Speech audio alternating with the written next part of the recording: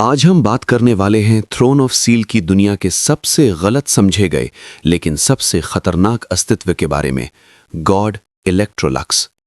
Electrolux कोई साधारण villain नहीं है और ना ही वो पारंपरिक हीरो है।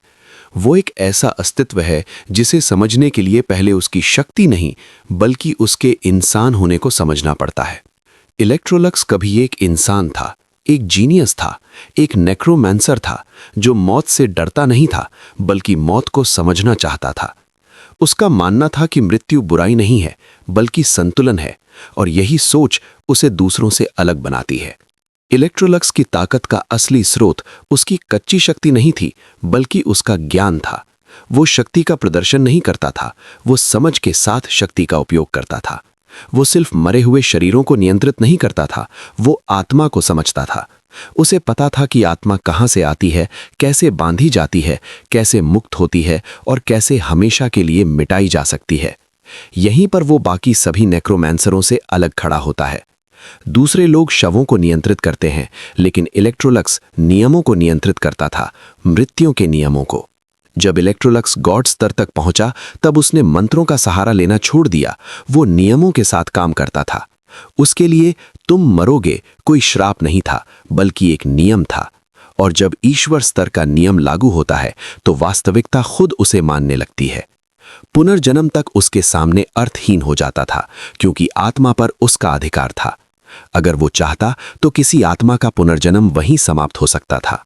लेकिन इतनी शक्ति होने के बाद भी इलेक्ट्रोलक्स एक पूर्ण ईश्वर नहीं बन पाया। कारण कोई बाहरी दुश्मन नहीं था बल्कि उसका अपना मन था। विश्वासघात, बदले की भावना और इंसानों से टूटा हुआ भरोसा, इन्हीं चीजों ने उसकी चेतना को तोड़ दिया। वो अपनी ही शक्ति से डरने लगा। इसी वजह से उसने अपनी शक्ति का पूरा उपयोग नहीं किया, खुद को सील कर लिया और पीछे हट गया। ये कमजोरी नहीं थी बल्कि एक टूटे हुए नैतिक संघर्ष का परिणाम था। अब जरा कल्पना कीजिए, अगर गॉड इलेक्ट्रोलक्स पूरी चेतना के साथ होता, अगर उसका मन शांत होता और उसका ज्ञान और भावनाएं एक दूसरे के साथ संतुलन में होती, तो वो सिर्फ एक शक्तिशाली ईश्वर नहीं होता बल्कि एक सिस्टम तोड़ देने वाला अस्तित्व बन जाता। वो युद्ध नहीं करता, वो योजना बनाता। उसका युद्ध क्षेत्र पूरा संसार होता और उसकी चालें समय और नियमों पर आधारित होती। डीमन गॉड एम्परर जैसे अस्तित्व उसके लिए दुश्मन नहीं होते बल्कि ऐसी समस्याएं होती जिन्हें चुपचाप मिटाया जा सकता था।